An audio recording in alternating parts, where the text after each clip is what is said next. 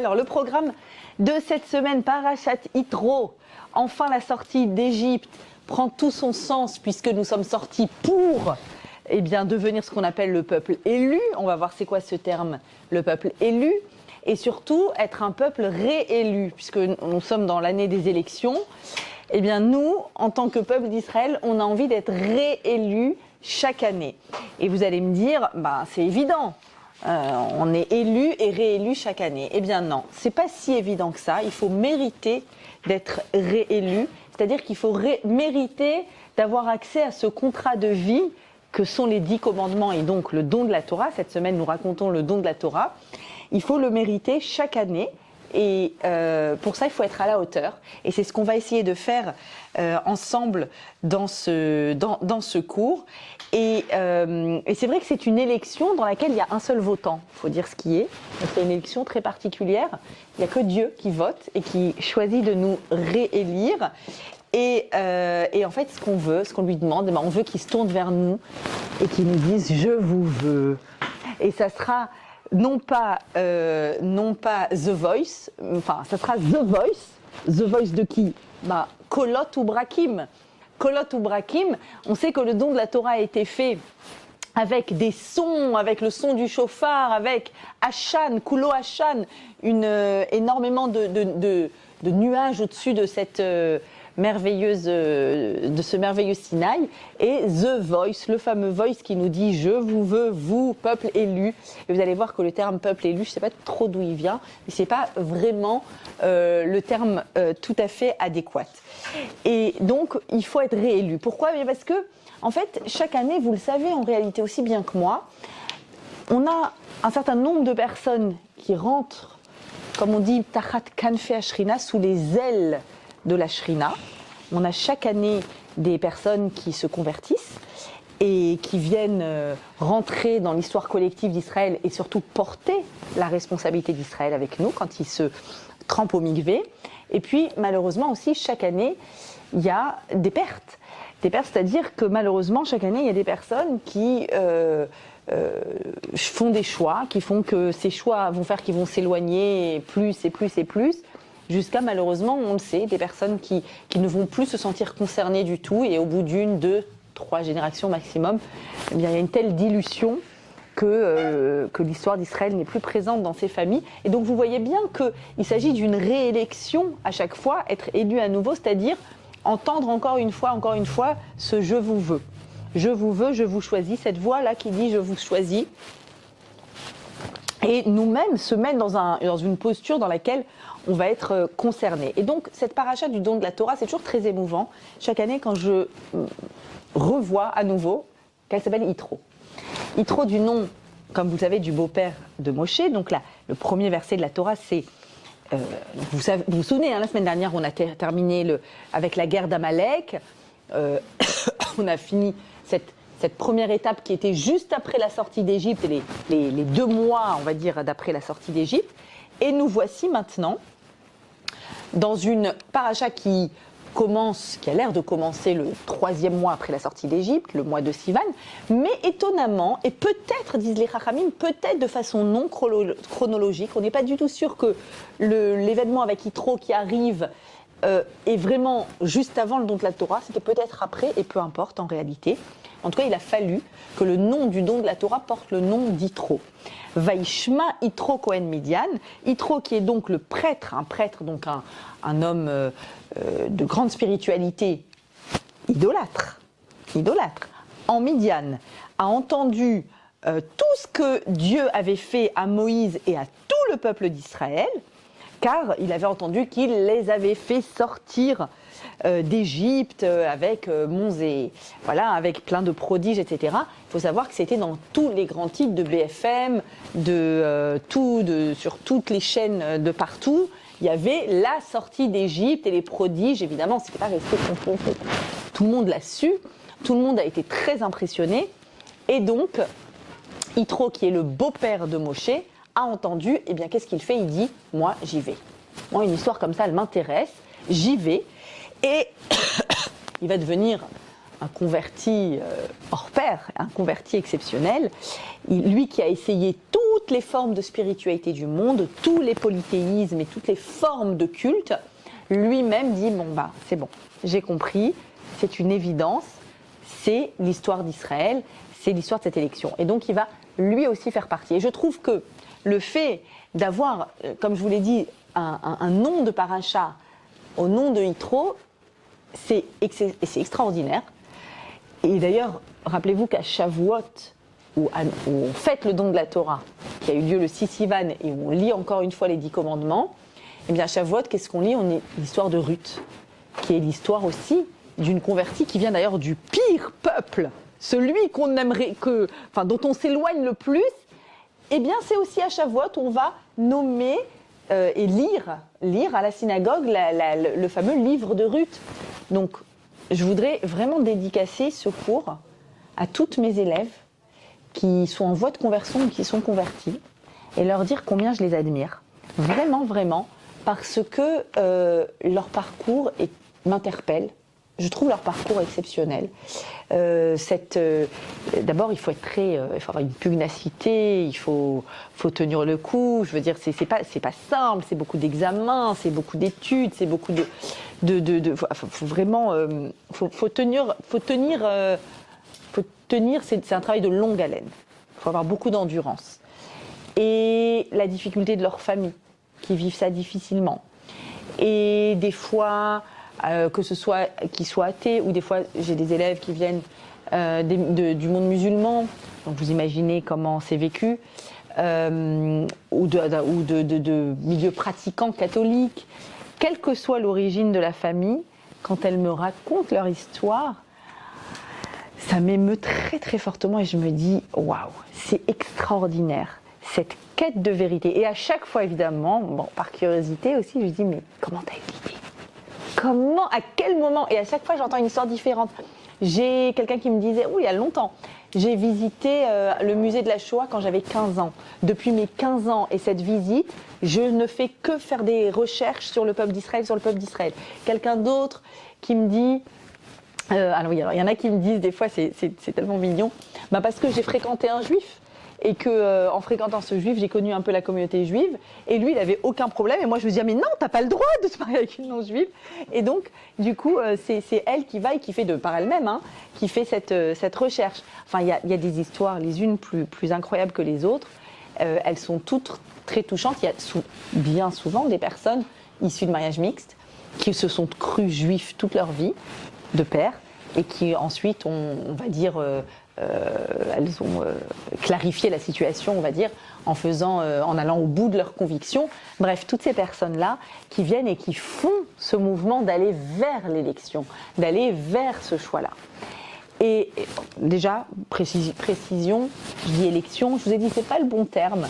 Je sais qu'on a l'habitude de parler ce terme peuple élu, d'ailleurs, qui fait vraiment très orgueilleux, très suffisant.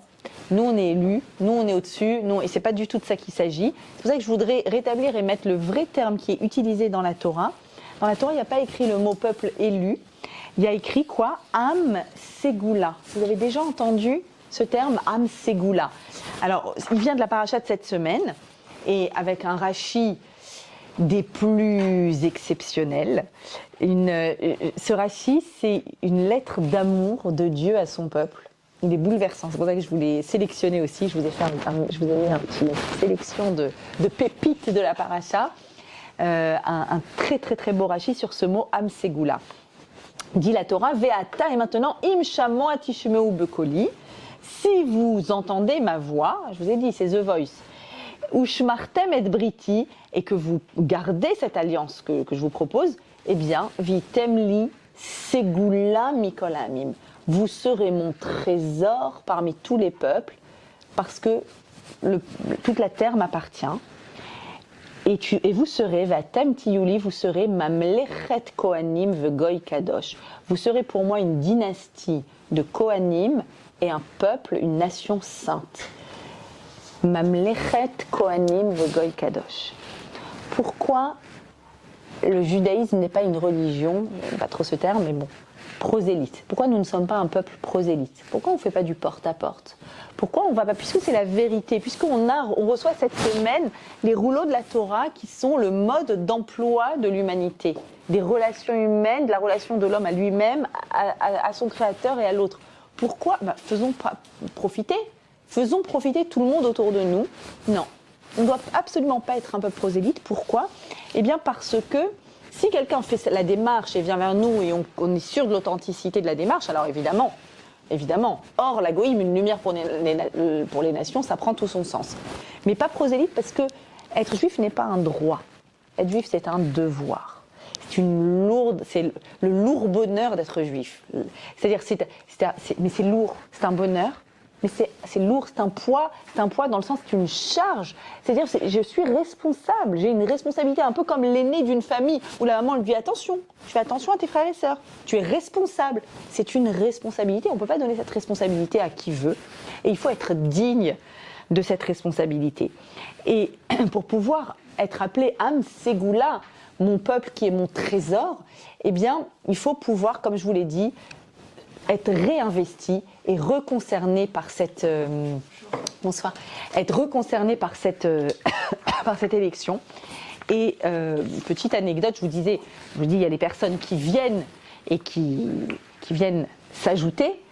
Et il y a malheureusement aussi, je vous disais,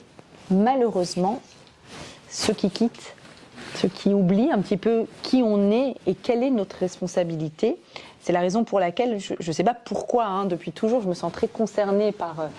Autant nous ne sommes pas prosélytes avant l'extérieur, autant il faut l'être à l'intérieur de notre peuple. Je me rappelle d'un cours du Rav Moshe Shapira auquel j'ai assisté moi-même, Zichrono Livracha, où il disait que la plus grande mitzvah, la plus importante mitzvah de nos jours, c'est quoi?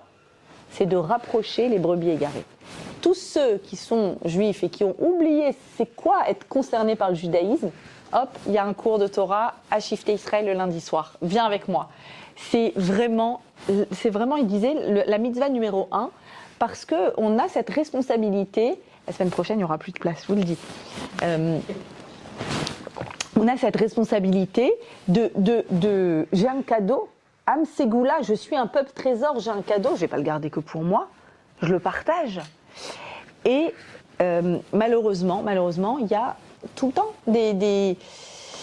il faut rester à la hauteur, il faut être à la hauteur. Et oui, c'est ça qui me revenait, une expérience étrange, inédite. On m'a invitée dans un endroit, peu importe, du jour au lendemain, ça s'est organisé comme ça, il y a eu une iloula qui s'est faite quelque part, et on m'a invitée à cette iloula. Et on me demande de prendre la parole 5 minutes, pour expliquer ce que c'est qu'une iloula, allumer la flamme pour le tzaddik, prier, alors qu'on prie Hachem évidemment par le mérite du tzaddik, etc. Et je ne savais pas trop où j'étais, qui était là, enfin je savais où j'étais mais pas qui étaient les personnes présentes, etc.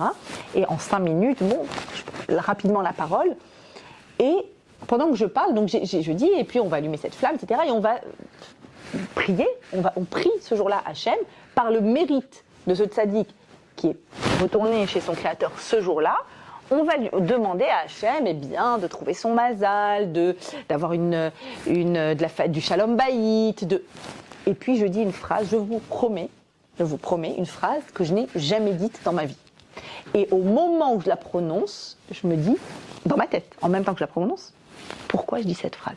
Vous connaissez ce truc bizarre que tout d'un coup, tu es là, tu dis un truc, tu dis mais... Je dis à ce moment-là, et on va prier Hachem d'avoir une parnassa cachère. Et là, je me dis, ça existe, une parnassa pas cachère? Dans ma tête, je me dis, c'est quoi une parnassa pas? Pourquoi une parnassa? Je me suis trompée de mot, en fait. À la fin, quelqu'un vient me voir et me dit, pourquoi t'as dit cette phrase? Franchement, si t'as une explication, je la prends. Parce que j'aimerais bien savoir pourquoi j'ai dit cette phrase. Au moment où je la dis, je me dis, mais qu'est-ce qui m'arrive? Il m'a dit, justement, il était présent dans la salle, des personnes qui voulaient être dans cette iloula, mais justement, il y en a certains qui trouvent les moyens de gagner de l'argent, beaucoup d'argent, très rapidement, d'une façon pas digne du peuple d'Israël, pas digne du tout. Et je lui dis, ouais, mais c'est quoi? Comment c'est possible? Et il m'explique, tu sais, il y a des arnaques. Et là, je me dis, non, il y a des juifs qui font ça. Donc moi, je suis très naïve, et j'aimerais le rester. Mais bon, des fois, voilà. J'aurais aimé rester naïve et je me dis, mais comment c'est possible? Comment c'est possible? Am Ségoula, un peuple. Et en même temps, je me dis, bon, merci Hachem de nous montrer qu'on est des pantins et que tu nous mets les mots dans la bouche. Après, ils arrivent ou ils n'arrivent pas, hein, c'est pas nous qui décidons, mais Hachem met les mots dans la bouche, ça c'est sûr et certain. Et pourquoi je vous dis ça? Parce que arriver à Parashat Yitro, c'est dire, je veux être à la hauteur. Je vais être à la hauteur que The Voice, Hakolot, me dise je te veux. Am Ségoula. C'est quoi Am Ségoula? Regardez. Je l'avais oublié ce Rashi. Je l'ai relu aujourd'hui. J'ai dit j'étais fière. J'ai dit yes, on a reçu une lettre d'amour. Mais waouh, quelle lettre d'amour. C'est quoi un peuple trésor? Un trésor bien aimé. Comme dans le livre de Kohélet où on parle d'une Ségoula du roi, le trésor des rois, constitué par des objets de valeur et les pierres précieuses qui sont amassées par les rois. De la même façon que les rois, ils ont ce qu'ils ont de plus précieux qu'ils mettent dans un coffre, et bien de même, vous serez pour moi, dit Dieu au peuple d'Israël, un trésor plus cher que les autres peuples, mais ne dites pas que vous seul m'appartenez. C'est pas comme si j'avais qu'un peuple. Il y a plein de peuples dans le monde. Et que j'en ai pas d'autres que vous, il y en a plein. Mais qu'ai-je d'autre qui puisse rendre évident l'amour que je vous porte? Toute la terre est à moi, mais à mes yeux et devant moi, rien d'autre ne compte à part vous, peuple d'Israël. C'est pas une trop belle lettre d'amour? C'est pas trop beau d'avoir une lettre comme ça, de recevoir cette lettre, de dire je veux en être digne. Je vais être digne de l'amour qu'on me porte. On me porte cet amour-là. Je veux en être digne. Je veux être à la hauteur d'eux. Et donc, pouvoir dire, je veux être réélu, je veux faire partie de cette belle histoire du Ham Israël, eh bien, c'est re-accepter les 10 commandements. Chaque année, à Yitro et à Shavuot, on doit dire, nous aussi on veut. Nous aussi, on la veut, cette Torah, et on veut l'intégrer dans notre vie. On veut qu'elle soit pas un vieux truc passé, démodé. Non, non, c'est actuel, ça nous concerne, c'est pour maintenant, et ça doit transformer notre vie. Notre vie, elle doit être transformée avec ça. Donc, alors, comment la rendre, comment se la réapproprier? C'est ça ma question. Comment est-ce qu'on va se la réapproprier? Alors, vous savez, comment s'ouvre cette paracha avec Yitro qui arrive, que ce soit chronologique ou pas, peu importe. Il arrive et puis il va donner un premier conseil très important à Moshe. C'est ça qui est raconté dans le premier chapitre de la paracha. Il va dire à Moshe, écoute, du matin au soir, tu es là, en train de les juger tous. Tu vas t'épuiser. Il faut que tu prennes de l'aide. Et donc, tu vas placer... Donc, en fait, il donne des conseils de leadership très importants. Placer des responsables de 50, de 1000, de ceci, de cela. Et les cas qui vont arriver à toi seront les cas les plus difficiles, les plus compliqués. Conseil de Yitro. Je vous pose la question. Ils sont tous dans le désert, là. Hein. Ils ont les nuées de gloire qui font le lavage et le repassage. Il y a la manne. On n'a pas besoin de cuisiner, mais au-delà. Nos maris n'ont pas besoin d'aller travailler dans les champs, ni nous non plus d'ailleurs.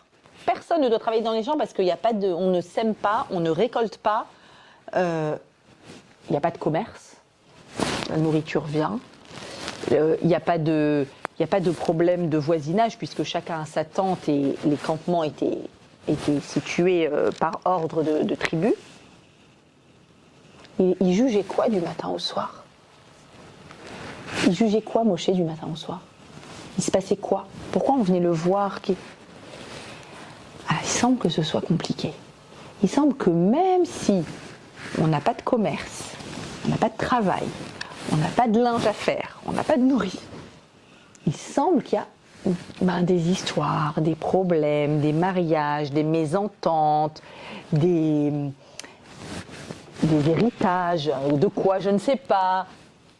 La vie est faite de toutes ces choses-là qui font qu'en réalité, c'est pas si simple de vivre sereinement, harmonieusement les uns avec les autres, qu'on a besoin de cette Torah.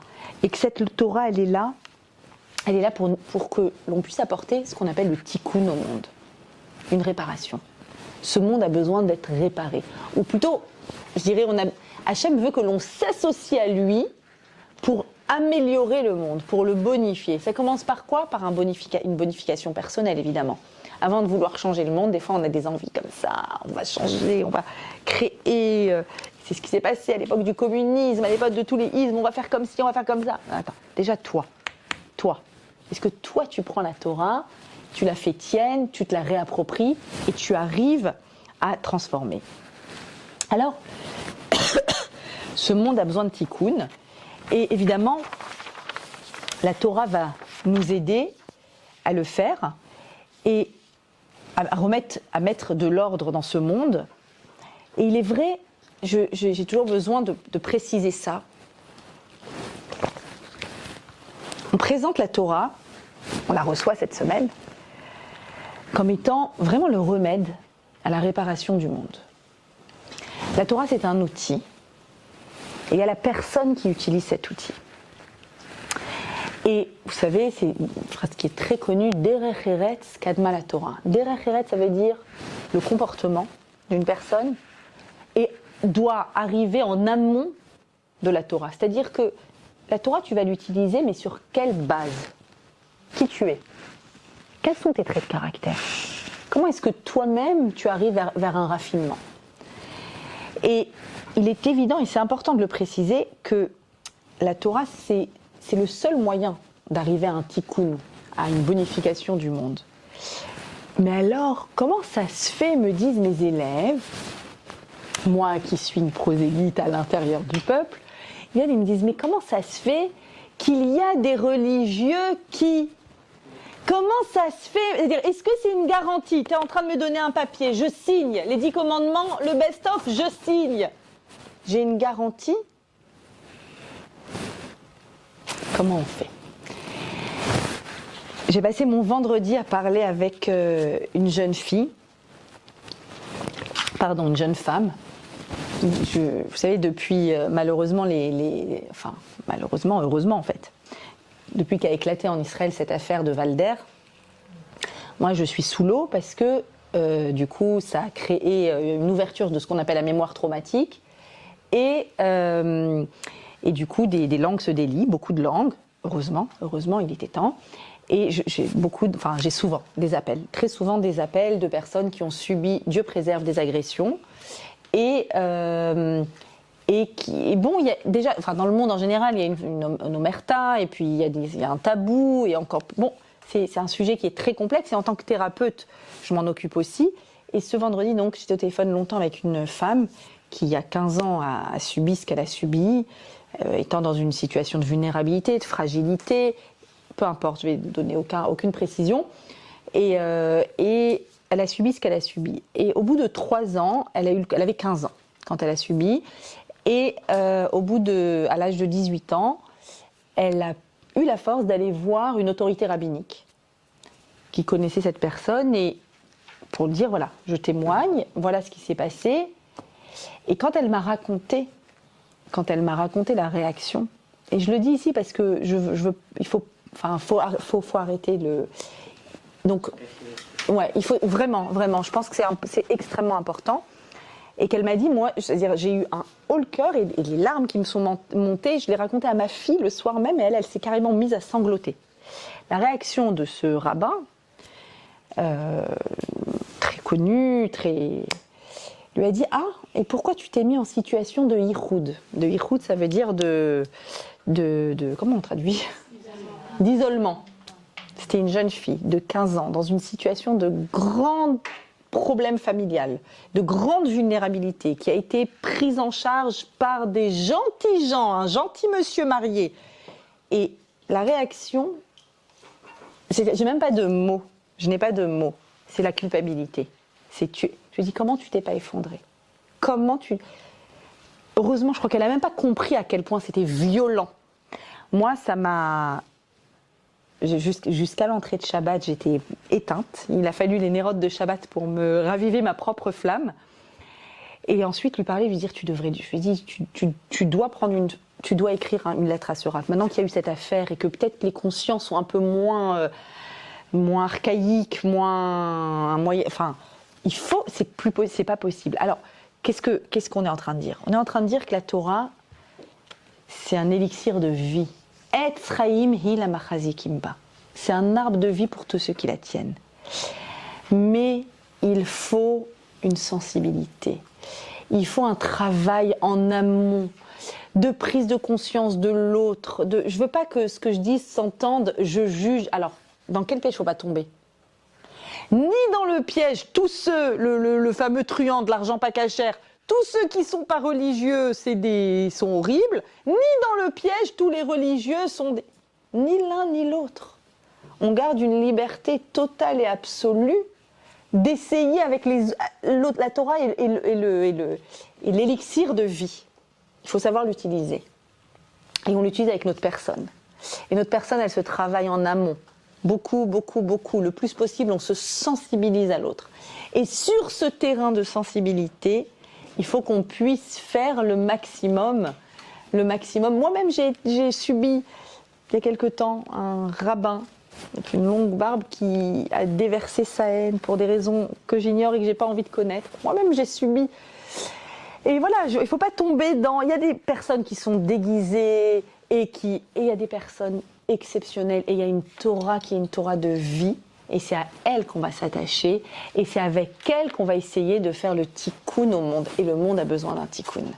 Le monde a besoin d'un tikkun. Peut-être, j'ai pas envie d'être pessimiste, parce qu'en vrai, c'est un cours ultra optimiste, parce que c'est un cours où on reçoit la Torah. Mais c'est vrai que peut-être que je suis un peu affectée, et c'est ça que vous ressentez, affectée du fait de ma posture, ce que j'entends, et ce qui peut...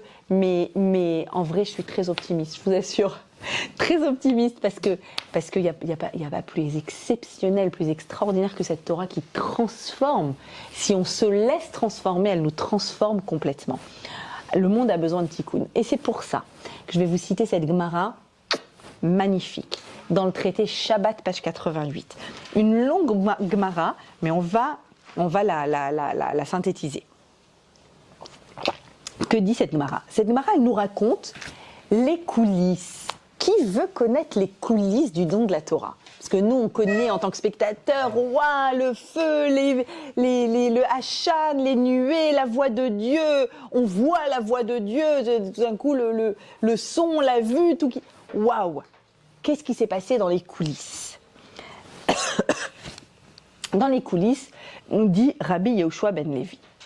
Chez Allah, Moshe l'Amarom. Quand Moshe est monté sur le Sinaï pour recevoir la Torah, Amrou Malaché Acharet, les anges du service, des anges ce sont des forces spirituelles, donc ces forces spirituelles dans le monde ont parlé et ont dit à Dieu, Ribono Shel Olam, maître du monde, que vient faire un Yelud Isha? Yelud Isha, c'est un enfant né d'une femme, sous-entendu, un charnel. Un homme fait de chair et de sang, il est monté très haut là, à un niveau très haut, qu'est-ce qu'il vient faire ici? Entre nous, Amar Lahen, donc il n'a rien à faire parmi les anges. Il leur répond, Dieu leur répond, les Kabel Torah. Et il est venu recevoir la Torah, donc il faut monter très très haut pour recevoir la Torah. Ils répondent, Chemdag Nouza, il y a un bien, un trésor précieux réservé, que tu as réservé pendant 974 générations depuis la création du monde. Tu as ce don, ce trésor précieux qui s'appelle la Torah, Atam Evakesh Litna les Bassar Vadam, et tu vas la donner à un être de cerf et de champ. Ils ont une question énorme. Dans les coulisses, les anges de service, ils disent quel rapport? Lui, charnel, petit, avec une réalité terrestre, nous on est complètement spirituel, désincarné. Tu vas prendre quelque chose de si spirituel et tu vas le descendre. Déjà lui, qu'est-ce qu'il fait en haut? Et la Torah, tu ne peux pas la donner en bas. Alors, Dieu répond, il dit à Moïse, Moshe, c'est toi qui vas répondre. Moshe, il tremble, il dit non, je ne peux pas là, c'est trop spirituel, c'est trop pour moi. Ils vont me brûler rien qu'avec le souffle de leur bouche. Bon, pour dire, je ne peux pas tenir. Alors, bon, tout ça, c'est des éléments ésotériques, on ne va pas rentrer en profondeur. Et attrape le trône céleste, attrape le trône, il t'arrivera rien et réponds. Bon, Alors Moshe dit, bon, pour répondre, il faut que j'ai des arguments, sauf que je ne l'ai pas encore reçu, la Torah. Donc, est-ce que tu peux me faire une petite avant-première? Tu me fais un petit teasing de la Torah, fais-moi une avant-première, il y a quoi dans la Torah que tu vas me donner? Alors Hachem, il dit, bon, je ne vais pas commencer à lui faire les 613, je vais lui donner un best-of. Le best-of, c'est quoi? Les 10 commandements. Les 10 commandements, c'est quoi? C'est comme quand tu achètes un livre, les Havdil, tu dis, bon, j'ai pas le temps de feuilleter, tu es à la FNAC, hein, je regarde les têtes de chapitre. Les têtes de chapitre, 10 commandements, tu as un best-of. Donc Hachem lui répond, il lui dit, tu sais quoi? Il y a écrit dedans, le premier, « Je suis l'Éternel, ton Dieu, qui t'ai fait sortir d'Égypte, la maison de serviteurs. » Moshe dit alors aux anges, « Est-ce que vous étiez en Égypte? Est-ce que vous avez été esclaves? Alors, pourquoi, à quoi peut servir la Torah pour vous? Vous qui n'avez pas été esclaves, donc vous qui n'avez jamais été emprisonnés, au sens premier, esclaves en Égypte, au sens autre, emprisonnés par des préjugés, par des modes de pensée, par des certitudes, par des croyances limitantes. Est-ce que vous avez déjà été emprisonnés dans un schéma? Nous, on a besoin de la Torah avec notre émouna, avec la croyance en un Dieu unique qui nous a créés, qui nous prend en charge et qui continue à nous prendre en charge. On peut sortir de ces schémas-là. Vous avez été dans ces schémas? Non, vous n'en avez pas besoin. Puis il se tourne vers Dieu. Dieu, qu'est-ce qu'il y a d'autre? Alors Dieu lui dit, tu n'auras pas d'autre Dieu que moi. Moshe se tourne alors vers les anges et ils disent, est-ce que vous habitez dans des nations qui adorent les idoles? Pourquoi alors donc, vous n'avez pas besoin de cet avertissement. En d'autres termes, dit Moshe, ne pas croire, nous on a besoin de ne pas croire qu'il y a d'autres forces dans le monde que Dieu. Vous n'avez pas besoin de ça, pour vous c'est une évidence, Dieu. Nous on peut faire fausse route, on peut se servir des idoles, c'est-à-dire, je vous ai expliqué la semaine dernière, être sûr que tout va dépendre du banquier, ou que tout va dépendre de l'héritage, ou que tout va dépendre du médecin, ou que tout va... Pensez qu'il y a des forces autonomes dans le monde. Il n'y en a pas. Vous n'en avez pas besoin. Il continue. Qu'est-ce qu'il y a encore? Il y a écrit, souviens-toi du Shabbat, pour le sanctifier. Est-ce que vous faites un travail? Est-ce que vous bossez dur toute la semaine? Est-ce que vous avez besoin de repos? Non, on n'a pas besoin. Ah, parce que nous, s'il n'y avait pas Shabbat, on pourrait courir sans jamais s'arrêter, sans savoir vers quoi on court, qu'est-ce qu'on a envie d'atteindre. Et il continue. Ne prononcez pas le nom de l'Éternel en vain, ce qui signifie qu'il est interdit de jurer mensongèrement. Moïse demande aux anges, est-ce que vous faites des affaires, du commerce? Quand on fait du commerce et qu'on risque de vouloir tromper quelqu'un, Dieu préserve, justement, et quelqu'un va en être amené à jurer au nom de Dieu, est-ce que vous faites du commerce? Non, on ne fait pas de commerce. Alors, vous n'avez pas de problème d'honnêteté dans le commerce, donc c'est pas la peine. Il continue, honore ton père et ta mère, il y a écrit.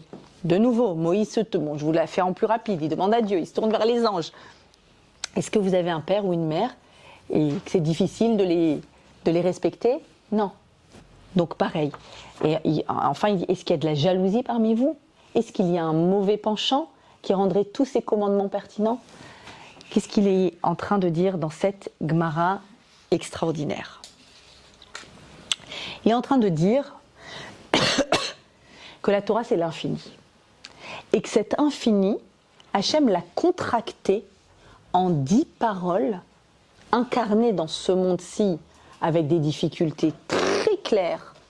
La difficulté de faire Shabbat, la difficulté donc de s'arrêter, la difficulté de croire en des forces autonomes, coucou Laurie, la difficulté de devoir faire des entourloupes pour obtenir ce qu'on veut au niveau du commerce, etc., etc. Il y a tellement, à chaque moment, il peut y avoir des moments où on peut se tromper, où on peut faire n'importe quoi. Cette Torah, c'est un tikkun, c'est une réparation de tout ce qui peut se tordre.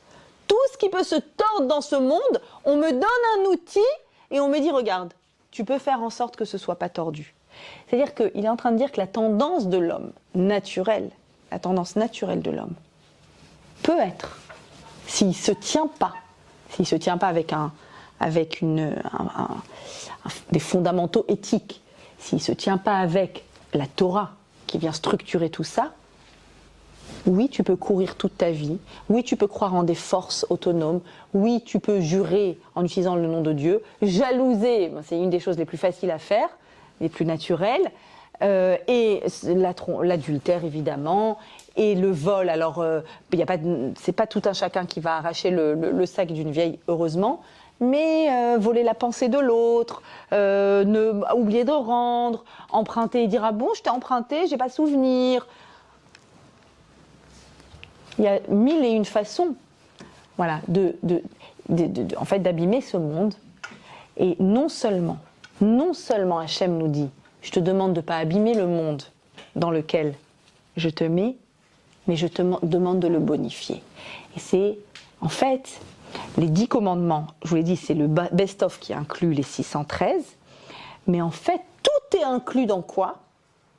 Dans les 2 premiers. Je ne sais pas si vous savez, vous connaissez ce fameux Midrash qui a dit que les 2 premiers commandements, on les a entendus directement de Dieu, ça a fait que c'était insoutenable, donc on en est mort. Et il y a eu une rosée de Triatamétim, une sorte de résurrection.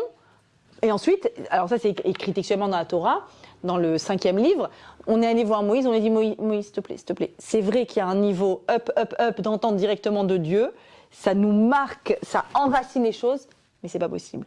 Les 2 premiers, on les a entendus. Les autres, s'il te plaît, tu fais intermédiaire.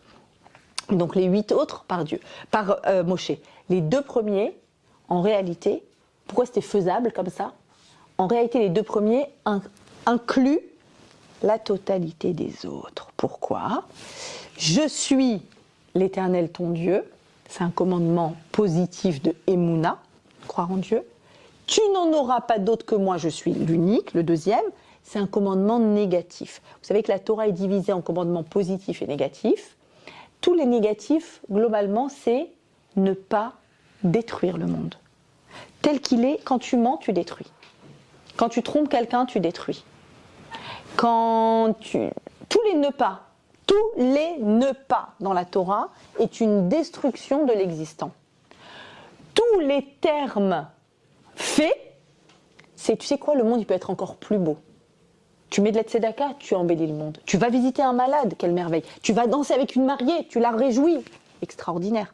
Tous les positifs embellissent, bonifient la personne. Et donc, c'est comme les vagues. Vous savez, les vagues concentriques, quand on jette un caillou, c'est une bonification de la personne qui influence sur l'unité enfin, sur la cellule familiale, puis sur la communauté, puis encore un peu plus large. C'est-à-dire, tout positif, tout acte de faire est une bonification. En fait, ce qu'on est en train de dire ici, c'est que ces 10 commandements-là sont les 10 commandements du tikkun, de la réparation du monde en termes, c'est-à-dire non seulement ne pas abîmer, mais en plus l'améliorer, le bonifier, le rendre meilleur, et qu'en réalité, ces 10 commandements, vous le savez peut-être, ils peuvent être réduits, pour ceux pour qui ça ferait un peu beaucoup 10. Déjà, je vous ai fait une belle ristourne. On est passé de 613 à 10. C'est pas mal, d'accord? Quand on se dit, non mais quand même, la Torah, j'adore, mais c'est trop, mais ça, mais ne pas. Il n'y a rien qui me fait plus de peine que cette vision que souvent on a à l'extérieur de la pratique de la Torah, quand on observe les pratiquants.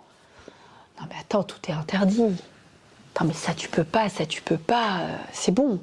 Quoi, même quand je me rappelle d'un nom qui disait, même quand tu sors des toilettes, tu bénis Dieu. Non mais attends, c'est bon quoi, ça va.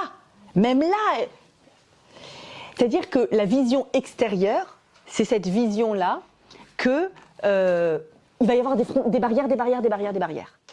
Et on n'est pas du tout suffisamment conscient du contenu.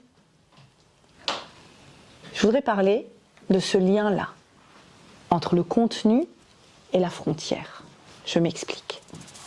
Déjà, merci, elle veille, trop gentille. Déjà, c'est vrai qu'il fait un peu chaud. Enfin, c'est bien chauffé, on va dire. Moi qui suis très frileuse.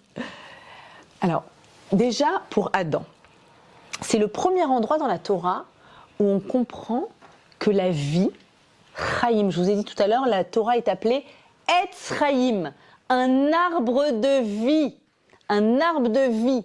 Dans cette idée d'arbre, il y a l'idée de racines, il y a l'idée des branches, il y a l'idée des fruits qui vont arriver. Et il y a cette idée qu'il est vivant, qu'il est à la fois, il a un contenu très fort qui va donner des fruits, et à la fois il est en échange avec l'extérieur, la photosynthèse, l'eau, etc., tout ce qu'il boit. Donc il y a ce double mouvement du contenu intérieur et de l'échange avec l'extérieur. Pour Adam Arishon, déjà, il était écrit, non, je ne vous ai pas mis le verset, j'ai oublié de le mettre. Vaikar Hashem Elokim et Adam. Hashem a pris Adam. Vayanicheu began Eden. Il l'a mis dans le jardin d'Éden. Je suis au début de la Genèse. Les Ovda ou les Shomra. Pour les Ovda le cultiver ou le Shomra le préserver. Et là, tous les commentateurs disent attends. C'est quoi c'est le premier ordre au monde. On est avant l'arbre de la connaissance. Tu peux manger de ça, tu peux pas manger de ça. On est avant. Il est créé Adam. Il est pris, il est mis dans le jardin d'Éden. Première chose qu'il entend, le cultiver et le préserver. Attends. Le cultiver, comment on cultive un jardin ? On ajoute du contenu. Il faut qu'il y en ait de plus en plus. Comment on se cultive ? On va dans les bibliothèques et on ajoute du contenu. On ajoute. C'est un épanchement. Comment on garde ? Comment on fait pour garder ? Comment on préserve ? Chômeur. On met des barrières, on met des frontières. Alors attends, il faut faire quoi ? Il faut ajouter du contenu et garder. Mais c'est pas antinomique ? Ah, c'est exactement ce qu'on est en train d'expliquer là. C'est le mouvement de la vie. C'est ça, la vie. C'est ça être en vie. Et souvent, je vous donne l'exemple des battements du cœur qui sont le signe de la vie. Toutou. Les plus beaux sons au monde qu'on entend quand on fait une échographie, c'est le son de la vie. On est d'accord ou pas ? Qui a pas vécu la première écho où tu entends le toutou ? C'est quoi ce toutou ? C'est ouvert, fermé. Ouvert, fermé. C'est-à-dire, fermé, c'est-à-dire frontière. Ouvert, ça veut dire on rajoute. On ajoute c'est les ovda, pour la cultiver. Les shomra, fermés. C'est les fameuses ahava et ira. Amour et limite, et crainte. L'amour, c'est-à-dire, on va ajouter du contenu, on va épancher, on va déborder, mais dans une frontière. C'est ce qu'on donne à un enfant quand on l'éduque. Beaucoup de contenu, le plus possible de contenu, mais attention, ça oui et ça non, une frontière. Vous vous souvenez, comme moi, ce que ça a donné la génération enfant roi, où il est interdit de dire non. Il ne faut pas dire non à un enfant, d'accord ? Et l'enfant roi, complètement en perte de repère que ça a donné, on en est revenu heureusement, mais un enfant a besoin de toutes ses forces, de la sécurité de la frontière, de savoir quoi oui, quoi non. Moi, maman, quand même, grâce à Dieu, de 6 enfants, regardez les erreurs, comment on peut continuer à les faire. Pour mon petit 6e, je continuais à être stupide et à me dire, bon, j'ai pas envie de lui faire de peine quand je pars à un chiour. Il est dans le bain, il est en train de manger avec ses frères et sœurs, je pars. Et j'ai réalisé à quel point, quand je viens et que je lui dis « Hillel, mon amour, je vais à un chiour », alors il va dire « Oh, tu pars ?» mais tu reviens. Oui, chérie, je pars, je reviens, et même si tu dors, je te fais un bisou. Ça y est, c'est sécurisant. Elle part, elle va revenir, je connais, c'est pas l'inconnu. C'est pas toutes portes ouvertes et open space et je sais pas ce qui va se passer. Voilà exactement ce qui va se passer. Rav Yaakovson expliquait, racontait, c'est le grand pédagogue en éducation en Israël, number one, et il disait qu'il avait été appelé une fois dans un cas des plus extrêmes d'un enfant qui était arrivé après, 15 ans de stérilité, un enfant roi, enfant unique, où les parents lui donnaient tout, et il faisait des crises. C'est-à-dire, ça relevait de la psychiatrie, c'était les psychiatres qui s'en occupaient. Il hurlait quand il n'avait pas ce qu'il voulait à l'âge de 14 ans, 13 ans, peut-être j'exagère, peut-être autour de 10 ans, je me souviens plus. Et que ce qu'il a fait, la première des choses qu'a fait Rabbi Jacobson quand il était appelé, c'est qu'il a pris cet enfant au moment de sa crise et il l'a attrapé fort, et fort. Et c'est ce qu'il faut faire quand on a un petit, donc du coup de 2 ans, 3 ans, 4 ans, qui fait une grosse crise. On l'attrape physiquement, on le tient et on l'aide à sentir la sécurité de la frontière. Cette limite-là, qui est sécurisante, qui contient. En fait, il est angoissé parce que ça déborde et il a besoin d'être contenu, d'être limité. Et c'est ce qui apporte de la valeur au contenu. Parce que j'ai beau mettre du contenu, mais si tout est ouvert, ça déborde, ça se répand, ça se diffuse, ça se dilue, il n'y a plus de contenu. Donc il faut à la fois du contenu, mais à la fois une frontière. Et c'est vrai dans tout. Réfléchissez dans tout ce qui existe. Nous, le contenu, Hachem nous a créé avec une frontière, la frontière du corps. Une relation avec quelqu'un, elle a du contenu. En quoi elle consiste, ma relation avec cette amie, avec cette sœur, elle a du contenu, mais elle a aussi une frontière. Qu'est-ce qui se fait pas de demander ou de faire, ou la frontière est dépassée quand je me sens happée, quand je me sens utilisée, ou quand j'ai l'impression de plus exister à côté de telle personne, parce qu'elle prend tout l'espace. D'accord ? Donc c'est-à-dire qu'il faut à la fois qu'il y ait le contenu, mais cadrer une relation, se cadre.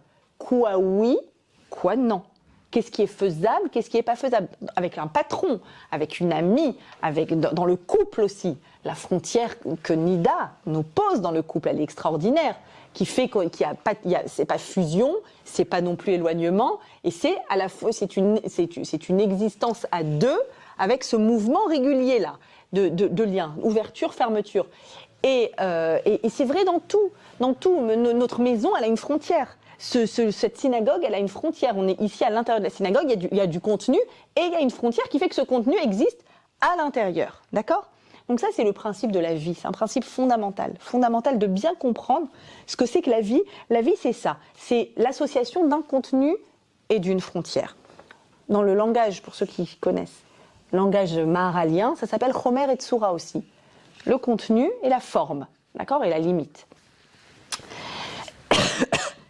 En réalité, vous allez voir que pourquoi je vous ai fait cette grande introduction ? Parce que ces 10 commandements, je peux même vous faire une petite...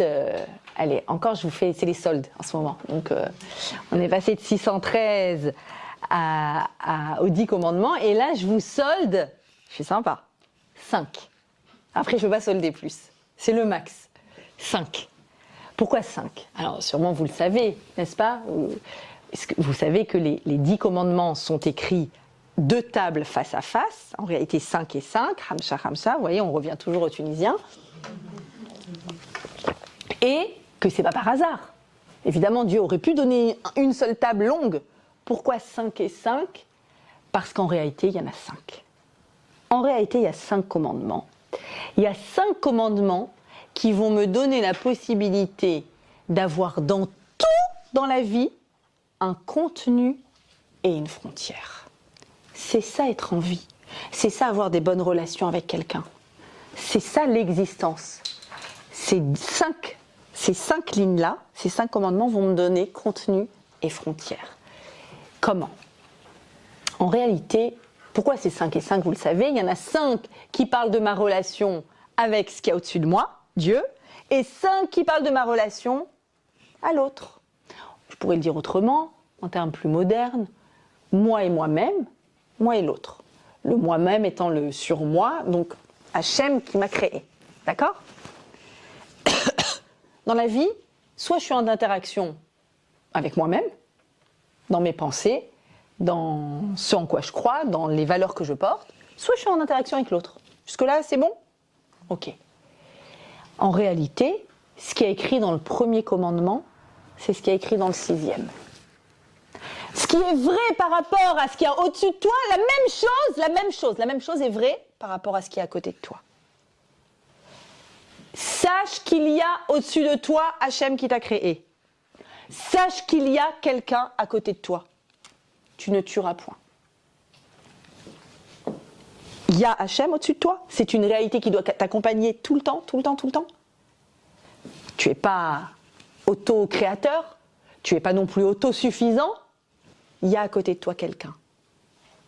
Alors, quand on dit tu ne tueras pas, ça nous effraie, on n'est pas des brigands quand même. Bon, vous le savez, je vous ai dit, je vous ai fait les soldes.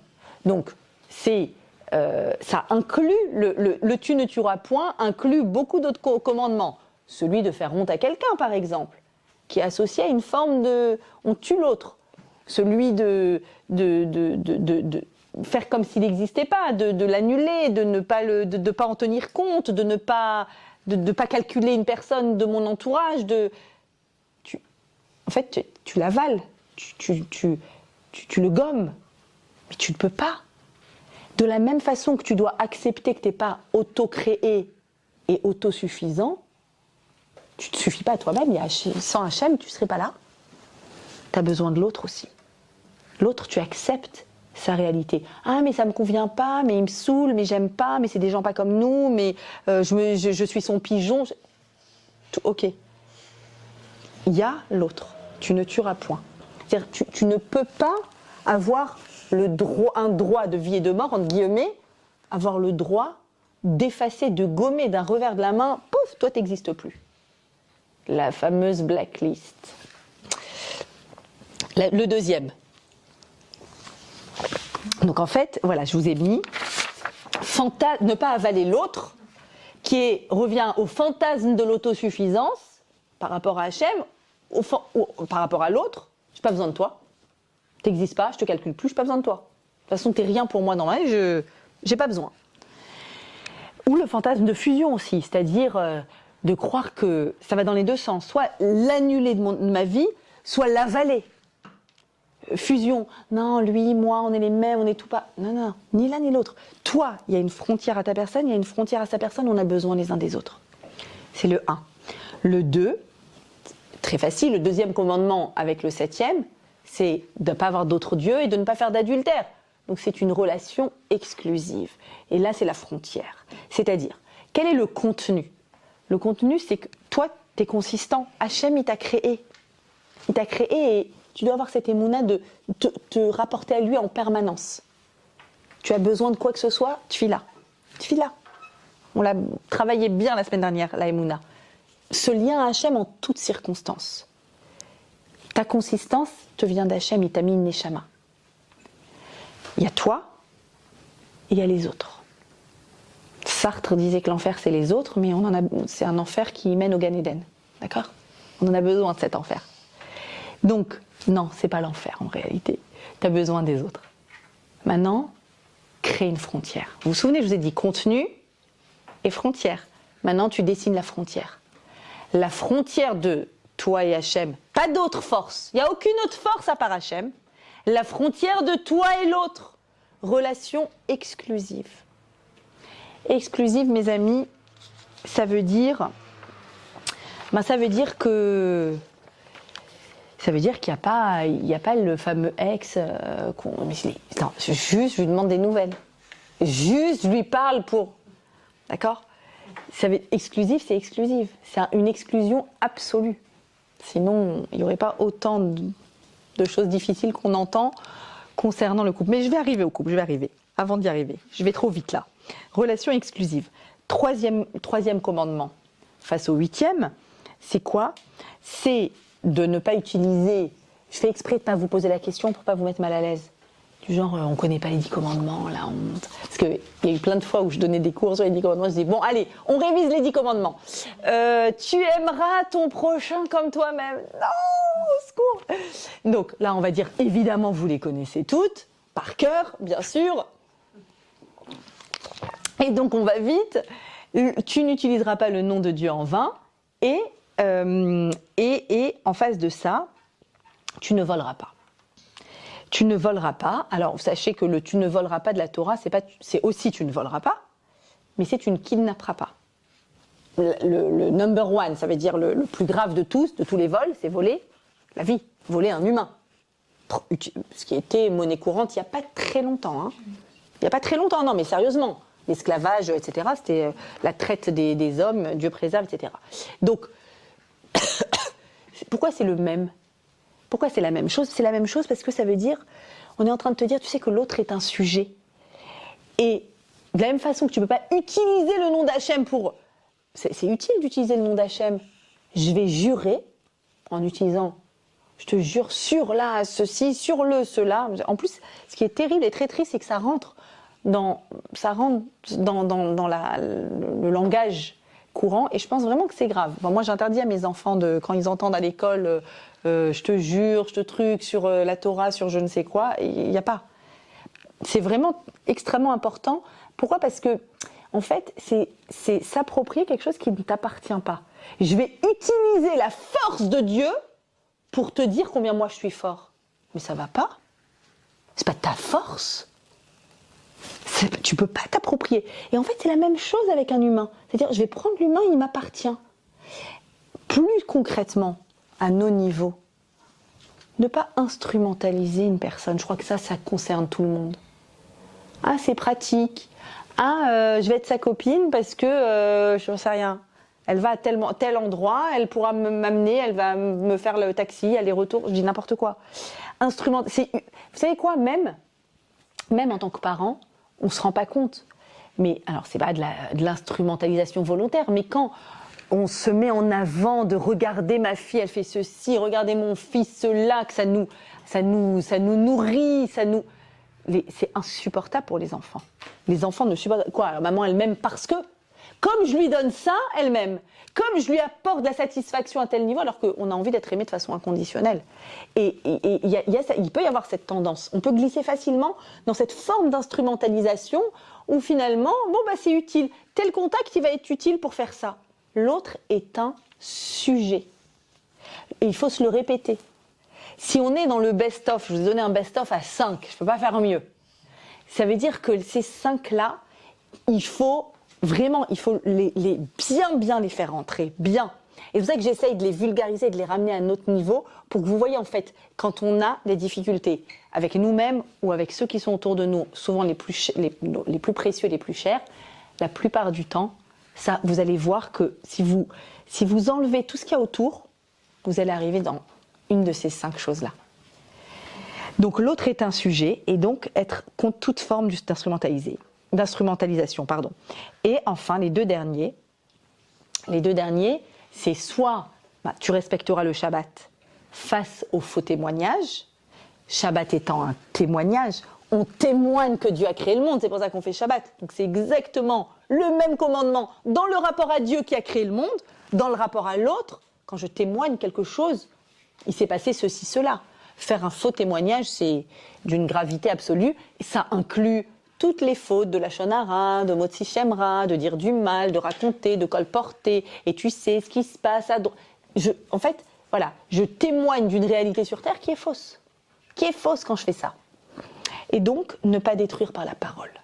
En fait, une fois que j'ai défini l'intériorité, la consistance, une fois que j'ai mis une frontière à cette consistance, maintenant on peut être ensemble, maintenant on peut exister. Comment ?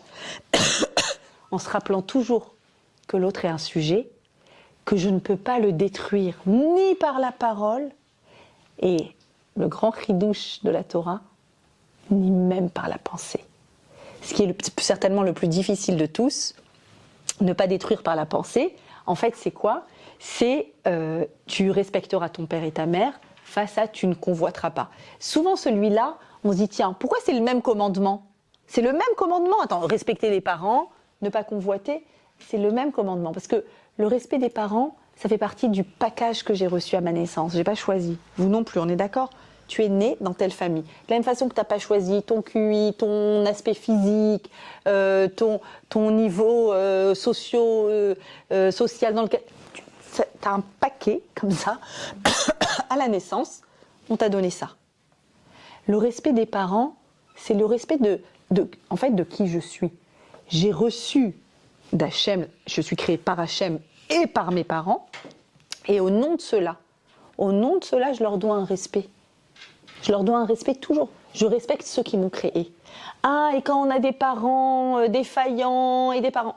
C'est des questions à part que je reçois, qui existent, avec des problèmes familiaux. On essaye au maximum de rester, en tout cas, dans le respect, de rester dans le respect minimal. Et même, éventuellement maximal, c'est l'idéal. Mais, et alors, quel lien avec tu ne jalouseras pas? Eh bien, en réalité, il y a un midrash incroyable qui dit, vous savez, les maisons dans lesquelles on parle de ce que les autres ont, c'est les maisons dans lesquelles, dit le midrash, les enfants ne respecteront pas leurs parents. Et pourquoi? Eh bien, parce que j'ai appris à la maison qu'on avait le droit de remettre en question la distribution du ciel. Parce que le ciel a dit, ben, je remets en question cette distribution, la famille dans laquelle je suis née. C'est-à-dire que quand on réfléchit à cette idée-là, on la pousse, c'est à ça qu'on arrive. Qu'est-ce que tu es en train de remettre en question exactement? Mais pourquoi il a... C'est le plus difficile, c'est le 10e, l'Otahmod, tu ne jalouseras pas. J'ai rien fait. J'ai vu son sac, j'ai dit mince, pourquoi pas moi? J'ai vu ses photos sur Insta, sur une plage privée aux Maldives, j'ai dit mince, c'est pas juste. J'ai pensé, j'ai même pas dit. Tu sais quoi, j'ai même pas dit, j'ai pensé. C'est dans les 10 commandements. Attends, tu voulais pas me faire des soldes un peu plus soldés là? Là, je peux pas. Parce qu'en réalité, vient la Torah, elle nous dit quelque chose d'incroyable. Elle dit, tu peux détruire par la parole et tu peux détruire par la pensée. C'est-à-dire que par la pensée, en fait, qu'est-ce que tu détruis? Tu l'as pas détruit, elle. Ouais, je parle pas du Einara. C'est pas mon délire. C'est pas de ça que je parle. Je me détruis moi. Je me détruis moi. Quand je suis concentrée sur ce qu'il y a en dehors des frontières, vous vous souvenez, le contenu et la frontière. Je suis concentrée sur ce qu'il y a en dehors de la frontière, qu'est-ce qui se passe? Je vois plus ce qu'il y a dedans. Donc c'est ta propre consistance. T'oublies de dire merci de ce que t'as. T'oublies d'être content. T'oublies de te lever le matin, de dire yes. Yes. Je vais remplir l'intérieur de ma frontière. C'est le fameux problème de la frontière qui est ouverte et hop, je déborde. Je déborde. Ça dégouline. Ça se dilue. Et du coup, je peux plus avoir de consistance. Je peux plus avoir de consistance parce que je suis beaucoup trop préoccupée par ce qui se passe à droite et à gauche. Et là-bas, et celui-là, et celle-là, et le mari de l'autre, et le cadeau qu'il lui a fait. Mais tu n'es pas dans cette maison, tu sais pas ce qui se passe. D'accord? Les photos, elles sont magnifiques. Et donc, en fait, finalement, donc vous comprenez que ces 5-là, on peut dire qu'il y a cette présence au-dessus de moi, à côté de moi. Je vais créer une frontière pour protéger ce lien. L'autre n'est pas un prolongement de moi, donc je ne vais pas l'avaler. L'autre n'est pas un prolongement, je ne vais pas l'instrumentaliser. Pas de destruction, ni par la parole, ni par la pensée. Mes amis, ces 5-là, ces soldes-là, de ces 5, c'est les mêmes 5 que j'appelle les 5 commandements du mariage. Souvent, on me dit, allez, donne-nous des cours sur le mariage. En réalité, j'ai pas besoin. Je dis la vérité, j'ai pas besoin. Il y a tout dans la Torah. Il y a tout. Ces 5-là, c'est exactement ceux qui font en sorte qu'un mariage peut rester consistant et exclusif. D'où je le sais. C'est écrit textuellement. Dans le 5e livre de la Torah, vous savez que le 5e livre de la Torah raconte l'histoire, toute l'histoire du peuple d'Israël. Et donc Moshe, il raconte le don de la Torah avec les 10 commandements. Et là-bas, on a une précision en plus très intéressante. Moshe raconte, et Hachem était sur la montagne, il vous a donné la Torah, nanana, c'est le tikkun du monde, et vas-y, et répare, et n'abîme pas, et répare. Super. Et à la fin du don de la Torah, qu'est-ce qui s'est passé? Regardez ces 2 versets, une merveille. Dieu qui parle.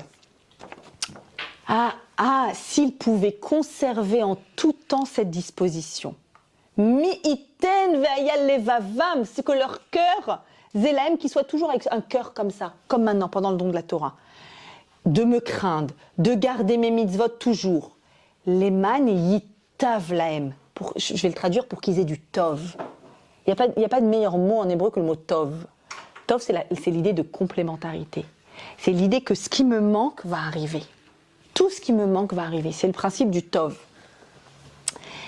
Pour eux et pour leurs enfants, pour toujours. Les olam, à jamais, ça nous concerne. Ça nous parle d'aujourd'hui. L'air, je suis dans les versets qui concluent le don de la Torah. L'air, dit Dieu à Moshe, va, et mort lahem, dis-leur, shuvu lachem, lo alechem, retournez dans vos tentes.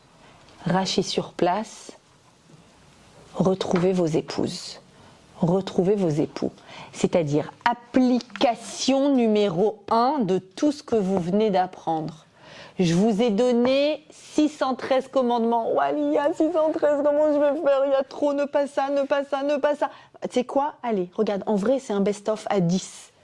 Tu sais quoi? En vrai, ton rapport à Dieu, ton rapport à l'autre, best-of à 5. Et par contre, les 5, il y aura, c'est TTC, quoi. 5 TTC. Il n'y a pas, je ne peux pas. Ça, par contre, les 5, vraiment, garde-les tout le temps. Et tu sais quoi? Applique-les tout de suite, number one, à la maison. À la maison avec ton conjoint, avec ta conjointe. Tout de suite, tu vas voir à quel point tu as ici les ingrédients du mariage. Et j'appelle ça carrément les 5 commandements du mariage. C'est quoi? Regardez, en 2 mots. La première des choses, c'est quoi le contenu d'un couple? Ne pas être autosuffisant et ne pas avaler l'autre. Je vous en ai dit un mot tout à l'heure. Autosuffisant, c'est j'ai pas besoin de toi. C'est quoi? Je vis ma vie. L'auto veiota Adam Levado. Quand tu es capable de venir et de dire je ne sais pas, je n'arrive pas, aide-moi. Tu penses que comme ça, donne-moi un conseil.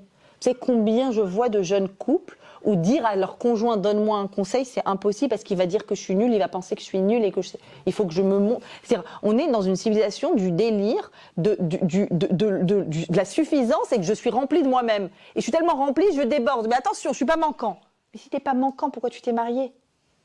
Parce que t'es manquant. Donc le premier, évidemment, c'est de ne pas être dans cette autosuffisance et évidemment ne pas avaler l'autre. Le deuxième, c'est de marquer la frontière du couple, cette relation exclusive. Et je vous disais, 0 ex, mais 0 c'est 0. Ça m'arrive très souvent d'avoir des élèves qui m'appellent, qui me disent j'ai vu que mon mari parlait, j'ai moi-même, mais tu comprends, j'ai trop...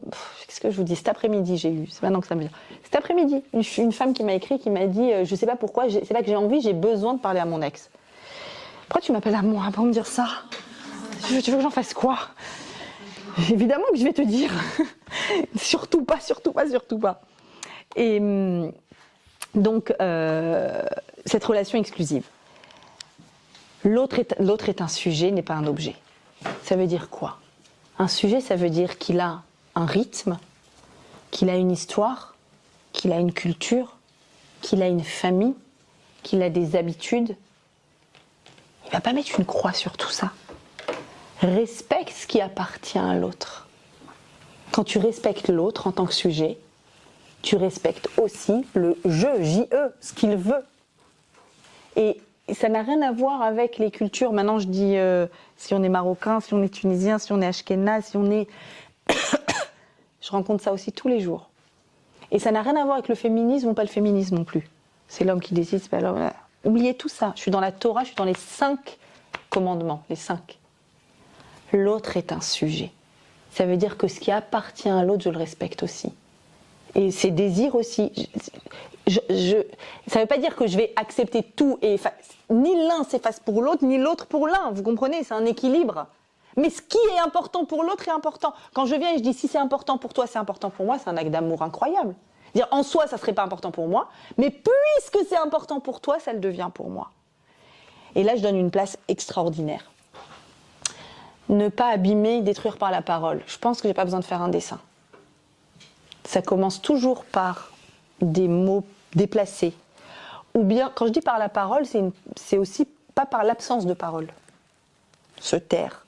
Je vous dis toujours j'explique toujours qu'en hébreu, ilem veut dire muet, et ilem, le même mot, veut dire aussi violent.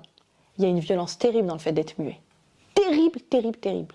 Comment est-ce qu'on peut accepter ça? Vous savez que des fois, les personnes qui me disent on se parle plus. Je dis oh là là, mince. Quoi, depuis ce matin? Non, depuis 15 jours. Depuis 15 jours. 15 jours, c'est une vie, c'est un monde. J'entends vraiment des choses pareilles. Je me dis, comment... et vous savez quoi, ce que je me dis? Je me dis, comment ils ont la force? Ça doit demander une énergie. T'as envie de dire un truc. Ah non, c'est vrai, je lui parle pas. Mais, tu voulais demander où il est le beurre? Non, je lui parle pas. Mais quelle énergie! Mais vous avez tellement de force! attention aux paroles déplacées, insultantes. J'entends ça de plus en plus, je vous assure, je suis effrayée. Sur les jeunes couples, je suis effrayée. Avec quelle facilité on peut dire des mots déplacés, très déplacés. Et ça veut dire, et c'est quoi ne pas abîmer par la pensée? Je vous ai dit le jalouser, être s'investir dans son couple. La frontière et l'investissement. Plus je m'investis, plus il y a du contenu. Combien? Plus. Non mais la limite, plus, encore plus, continue. Jusqu'à quand? Tout le temps. Tout le temps. Mais c'est merveilleux en réalité. C'est merveilleux de s'investir. Parce que si la frontière est mise et que ça ne déborde pas, et qu'il n'y a pas de dilution, tout ce que tu investis, c'est là. C'est une construction. Et il y aura une couche, et une autre couche, et une autre couche. Et en effet, tous les jours, je pense, voilà, c'est vraiment les devoirs que je vous donne. Sorry, hein, vous sortez d'ici avec des devoirs. Se poser cette question. Est-ce que je me suis investie? Et est-ce que j'ai pas trop ouvert des frontières et que ça a débordé? Est-ce que ce que j'investis, c'est à l'intérieur? Quand les personnes me disent, oui, mais qu'est-ce que ça change si? Oui, mais ça va, je sors avec mes copines et tous les jeudis soirs, on a dit lui avec ses copains, moi avec mes copines. Bon, des fois, je suis peut-être pas assez moderne, moi, je sais pas, c'est moi qui suis bizarre de trouver ça. Mais je me dis, tout ce que tu n'as pas investi, tout ce que tu as investi à l'extérieur, tu ne l'investis pas à l'intérieur, en fait. C'est ça. C'est toute cette énergie que tu mets pour tout le reste, c'est quelque chose qui n'est pas investi. Alors, je ne sais pas, peut-être que je suis moyenâgeuse quand je vous dis ça. Moi, j'ai le sentiment que pourquoi Attends, je n'ai pas dit on se coupe du monde, hein. Je ne veux pas être mal comprise. Il n'y a plus d'amis, il n'y a plus de famille, pas du tout. Mais vraiment pouvoir fabriquer ce nous deux, ensemble, à deux, qu'on puisse ensemble. Et mais c'est pas le même centre d'intérêt, c'est pas grave. C'est pas grave, je le fais pour toi. Mais l'idée ici, c'est d'être ensemble. C'est ensemble de faire quelque chose, ensemble d'avancer. Et combien on doit faire ça tous les jours? Les commandements, c'est tous les jours. Les 5 commandements, là, c'est pas des tonnes. Vous trouvez que c'est des tonnes, là, ce que je vous ai donné? Les 5 commandements, c'est tous les jours. Tous les jours. Est-ce que c'est actuel? Ça a été donné en l'an 2448. Mariacha, c'est actuel, ce que tu dis. Peut-être que le couple a changé. Peut-être maintenant c'est moderne. Peut-être maintenant on peut ouvrir les portes et partager, changer, je ne sais quoi, ce que j'entends, faire un mix de... Est-ce que c'est toujours actuel? Écoutez-moi bien. Tous les jours, on dit Baruch Ata Hashem, dans la prière du matin, Noten HaTorah. Noten HaTorah qui donne la Torah. Noten, pas Nathan. Attends, c'est il y a combien d'années? 3500. Un bail. Un bail à 3500 ans. Ça serait entendable de dire, regarde, t'es sympa, Mariacha, avec tes conseils là. Tu m'as fait des soldes, ok. Mais comment te dire? Il y a 3500 ans au Sinaï, est-ce qu'on donnait quelque chose qui convient au couple de 2022? Est-ce que ça marche? Est-ce que tu peux, cet enseignement-là, est-ce qu'il est toujours actuel? Tous les matins, on dit Noten HaTorah. Il donne la Torah. Plus que ça. Comment ça commence, Matan Torah, là, dans la paracha de cette semaine? Le 3e mois, le mois de Sivan. Le 3e mois, on est sorti d'Égypte. Bayom Hazé, ce jour-là, Baou Midbar Sinaï, on est arrivé au Sinaï. Pour